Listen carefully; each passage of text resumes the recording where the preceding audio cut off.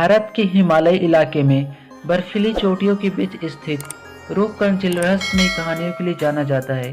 ऐसा इसलिए क्योंकि यहाँ एक अरसे से इंसानी हड्डियाँ बिखरी हुई है। रूपकुंड झील समुद्र तल से करीब 5000 मीटर की ऊंचाई पर है। यह झील हिमालय की 3 चोटियों, जिन्हें त्रिशूल जैसे दिखने की वजह से त्रिशूल के नाम से जाना जाता है, के बीच है।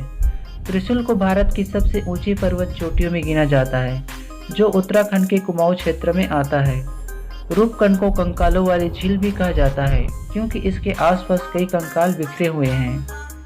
क्या है इन कंकालों की कहानी, आइए जानते हैं। ऐसे तो इसके पीछे की कहानी कई है। एक कहानी एक राजा और रानी की है, जो सदियों पुरानी है। इस झील के पास नंदा देवी का मंदिर भी है। नंदा देवी पहाड़ों की देवी है। ऐसा माना जाता है कि उनके दर्शन के लिए राजा और रानी ने पहाड़ चढ़ने का फैसला किया, लेकिन वो अकेले नहीं गए। अपने साथ नौकर चाकर आदि लेकर गए। रास्ते भर धमा चौकड़ी मचाई। ये देख देवी गुस्सा हो गई।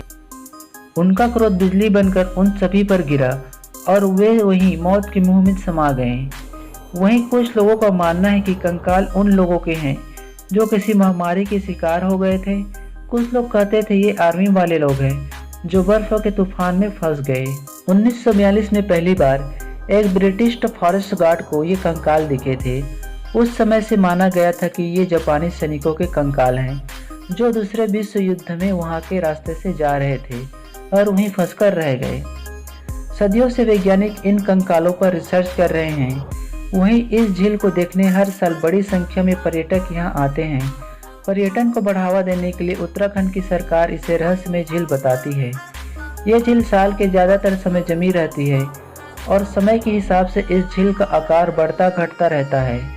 जब झील पर जमी बर्फ पिघलने लगती है, तब यहाँ पर बिखरे इंसानी कंकाल दिखने लगते हैं। कई बार तो इन हड्डियों के साथ पूरे इंसानी अंग भी होते हैं, जैसे कि शरीर को अच्छी तरह से संरक्षित किया गया हो। अभी तक यहाँ करीब 600 से लेकर 800 लोगों के कंकाल पाए जा चुके हैं। इस झील की इससे पहले कभी ऐसी जांच नहीं की गई थी। इसकी वजह ये कि इस इलाके में लैंडस्लाइड बहुत होते हैं और दूसरा कि कई सैलानी कंकाल के हिस्से उठाकर ले जा चुके हैं। कुल 71 कंकालों के टेस्ट किए गए, जिनमें से कुछ की कार्बन डेटिंग हुई तो कुछ का डीएनए टेस्ट। कार्बन डेटिंग से पता चलता है कि कोई भी अवशेष कितना पुराना है। इस टेस्ट में पता चला कि ये सब कंकाल एक समय के नहीं हैं, ये सभी अलग अलग समय के हैं, साथ ही अलग अलग नस्लों के भी हैं।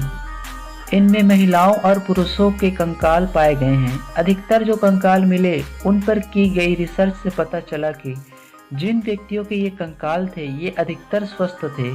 जांच में ये भी पाया गया कि इन कंकालों में आपस में कोई रिश्ता नहीं था, क्योंकि पहले कंकाल के इस समूह को एक परिवार माना गया था।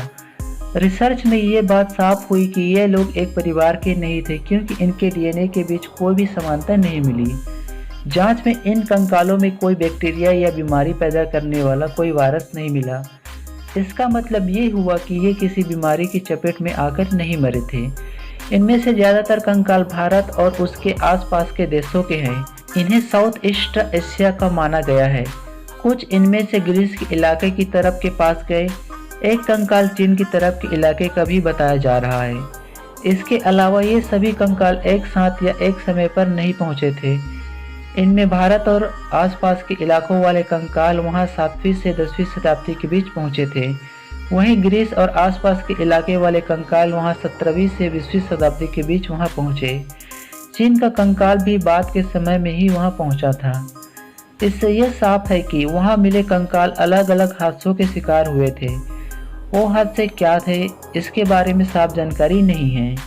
कुछ कंकालों की हड्डियों में फ्रैक्चर पाए गए हैं, जो गिरने पड़ने से हो सकते हैं। इसमें ये अंदाज़ा लगाया जा सकता है कि शायद ये लोग किसी तूफान में फंसे थे, लेकिन ये सभी बातें साबित नहीं हुई हैं। अगर आप इसी तरह की अमेजिंग वीडियोस देखना चाहते हैं तो हमारे चैनल को लाइक, सब्सक्राइब और शेयर करना ना भूलें। और हाँ, बेल आइकन की घंटी को ज़रूर दबाएं।